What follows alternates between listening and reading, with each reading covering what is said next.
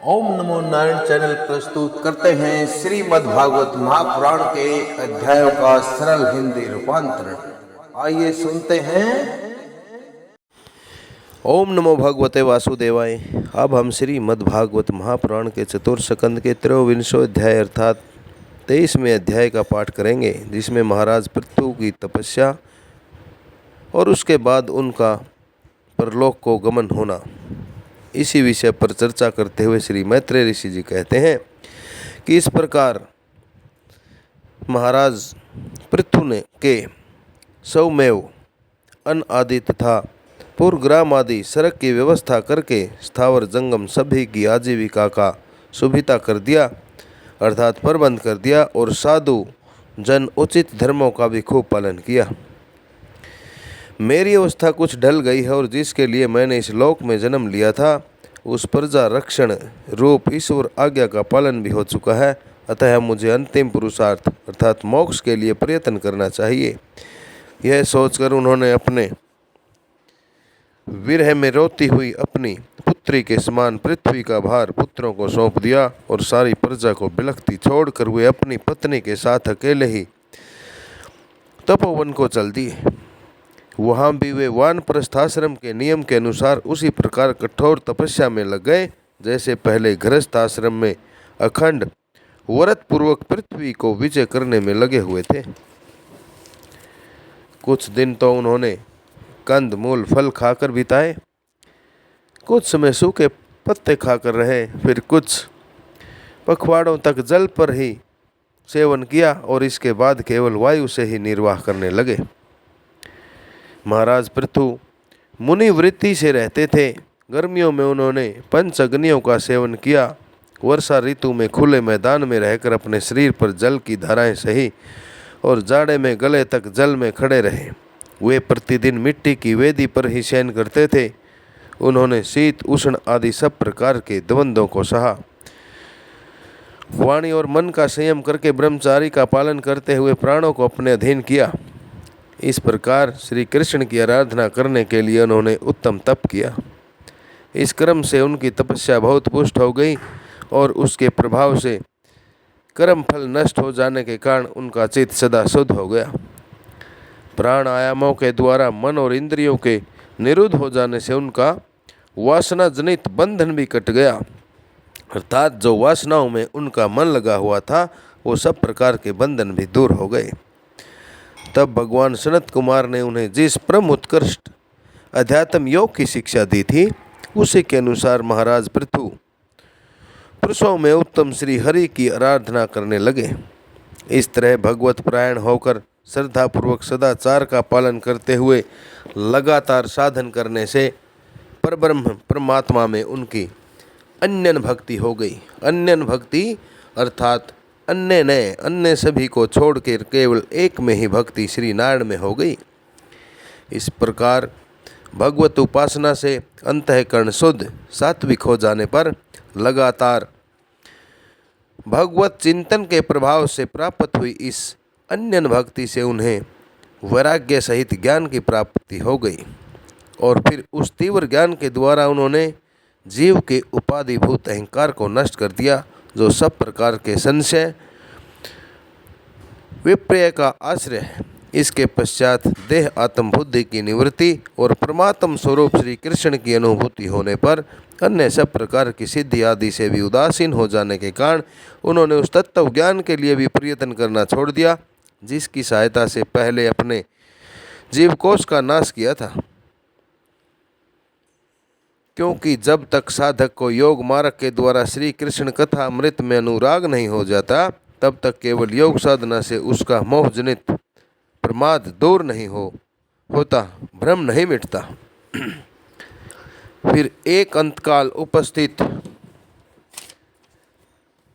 हुआ तो वीरवर पृथु ने अपने चित्त को दृढ़तापूर्वक परमात्मा में स्थिर कर ब्रह्म भाव में स्थित हो अपने शरीर को त्याग दिया। उन्होंने एड़ी से गुदा के द्वार को रोककर प्राणवायु को धीरे धीरे मूलाधार से ऊपर की ओर उठाते हुए उसे क्रमशः नाभि, फिर हृदय, वक्षस्थल और उसके बाद कंठ और मस्तक में स्थित किया। फिर उसे और ऊपर की ओर ले जाते हुए क्रमशः ब्रह्मरंध्र में स्थित कर दिया। अब उन्हें किसी प्रकार के सांसारिक भोगों की इच्छा नहीं रही। फिर यथास्थान विभाग करके प्राणवायु को समष्टि वायु में, पार्थिव शरीर को पृथ्वी में और शरीर के तेज को समष्टि तेज में लीन कर दिया। हृदय आकाश आदि देहावच्छिन्न आकाश को महाकाश में और शरीरगत रुधिर आदि अर्थात रुधिर है जो रक्त है जो उसको जलीय अंश को समष्टि जल में लीन किया। इसी प्रकार फिर पृथ्वी को जल में, जल को तेज में, तेज को वायु में और वायु को आकाश में लीन किया। उसके बाद मन को सविकल्प ज्ञान में जिनके अधीन वह रहता है, उन इंद्रियों में, इंद्रियों को उनके कारणभूत तन मात्राओं में और सूक्ष्म मात्राओं में, सूक्ष्म भूतों के कारण अहंकार के द्वारा आकाश इंद्रिय तन मात्राओं को उसी अहंकार में लीन करके अहंकार को मह तत्व में लीन किया। फिर संपूर्ण गुणों की अभिव्यक्ति करने वाले उस मह तत्व को माया उपाधिक जीव में स्थित किया। उसके बाद उस माया रूप जीव की उपाधि को भी उन्होंने ज्ञान और वैराग्य के प्रभाव से अपने शुद्ध ब्रह्म स्वरूप में स्थित होकर त्याग दिया। महाराज पृथु की पत्नी महारानी अर्ची भी उनके साथ वन को गई हुई थी। वे बड़ी सुकुमारी थी, पैरों से भूमि को स्पर्श करने योग्य भी नहीं थी। फिर भी उन्होंने अपने स्वामी के व्रत और नियम आदि का पालन करते हुए उनकी खूब सेवा की और मुनिवृत्ति के अनुसार कंद मूल आदि से निर्वाह किया। इससे यद्यपि वे बहुत पतली दुबली हो गई थी तो भी अपने प्रियतम के कर स्पर्श से सम्मानित होकर उसी में आनंद मानने के कारण उन्हें किसी प्रकार का कष्ट नहीं हुआ था।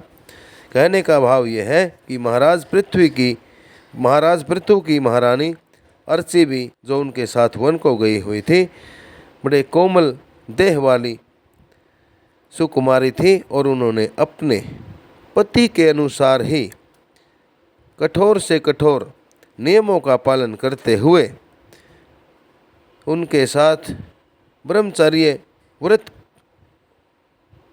की पालना करते हुए उनका बड़ा सहयोग किया और उनकी सेवा को ही अपना सब कुछ मानकर सेवा करती रही।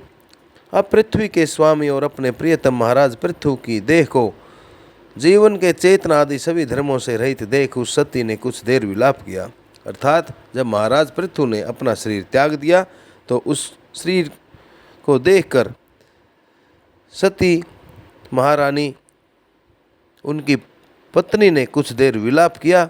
फिर पर्वत के ऊपर चिता बनाकर उसे उस चिता पर रख दिया। इसके बाद उस समय के सारे कृत्य कर नदी के जल में स्नान किया, अपने परम पराक्रमी पति को जल अंजलि दे आकाश स्थित देवताओं की वंदना की तथा 3 बार चिता की परिक्रमा करके पति देव के चरणों का ध्यान करती हुई अग्नि में ही प्रवेश कर गई।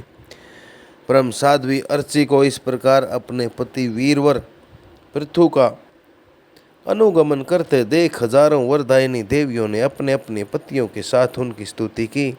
वहाँ देवताओं के बाजे बजने लगे। उस समय उस मंदराचल की चोटी पर वे देवांगनाएं पुष्पों की वर्षा करती हुई आपस में इस प्रकार कहने लगी। देवियों ने कहा, ओह, यह स्त्री धन्य है। इसने अपने पति राजराजेश्वर पृथु महाराज की मन वाणी शरीर से ठीक उसी प्रकार सेवा की है जैसे श्री लक्ष्मी जी यज्ञेश्वर भगवान विष्णु की करती हैं। अवश्य ही अपने चैतन्य क्रम के प्रभाव से यह सती हमें भी लांघ कर अपने पति के साथ उच्चतर लोकों को जा रही है। इस लोक में कुछ ही दिनों का जीवन होने पर भी जो लोग भगवान के परम पद की प्राप्ति कराने वाला आत्म ज्ञान प्राप्त कर लेते हैं उनके लिए संसार में कौन से पदार्थ दुर्लभ हैं। अतः जो पुरुष बड़ी कठिनता से भूलोक में मोक्ष का साधन स्वरूप मनुष्य शरीर पाकर भी विषयों में आसक्त रहते हैं वे निश्चय ही आत्मघाती हैं। हाय हाय, वह ठगा गया।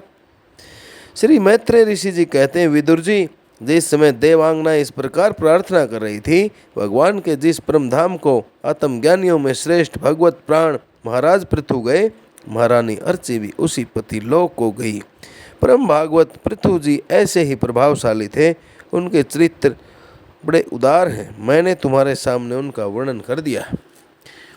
जो पुरुष इस परम पवित्र चरित्र को श्रद्धापूर्वक निष्काम भाव से एकाग्रचित्ता से पढ़ता है, सुनता है और सुनाता है, वह भी महाराज पृथु के पद भगवान के परम धाम को प्राप्त होता है। इसका सकाम भाव से पाठ करने से ब्राह्मण ब्रह्म तेज को प्राप्त करता है, अक्षत्रिय पृथ्वीपति हो जाता है, वैश्य व्यापारियों में प्रधान हो जाता है और शूद्र में साधुता आ जाती है। स्त्री हो या पुरुष, जो कोई इसे आदरपूर्वक 3 बार सुनता है, वह संतानहीन हो तो पुत्रवान, धनहीन हो तो महाधनी, कृतिहीन हो तो यशस्वी और मूर्ख हो तो पंडित हो जाता है। यह चरित्र मनुष्य मात्र का कल्याण करने वाला और अमंगल को दूर करने वाला है। यह धन, यश और आयु की वृद्धि करने वाला, स्वर्ग की प्राप्ति कराने वाला और कलयुग के दोषों का नाश करने वाला है।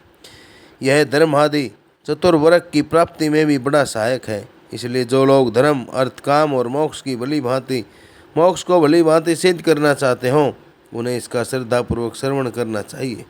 जो राजा विजय के लिए प्रस्थान करते समय इसे सुनकर जाता है, उसके आगे आकर राजा लोग उसी प्रकार भेंटें रखते हैं जैसे पृथु के सामने रखते थे।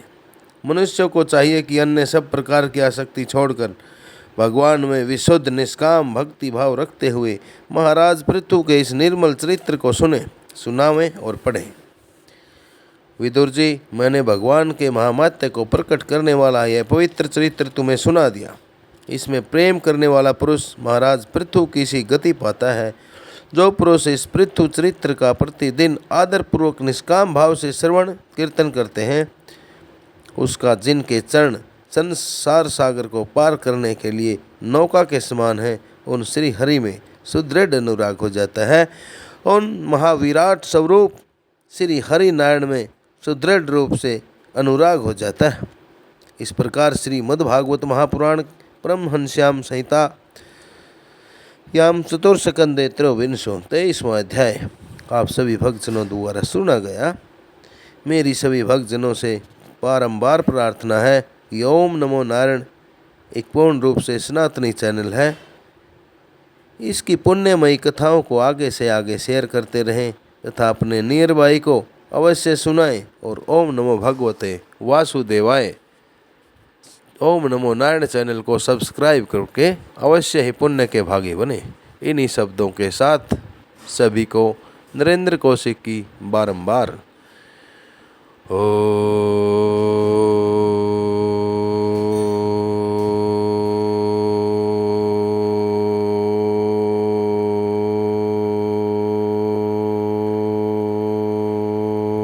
नमो भगवते वासुदेवाय।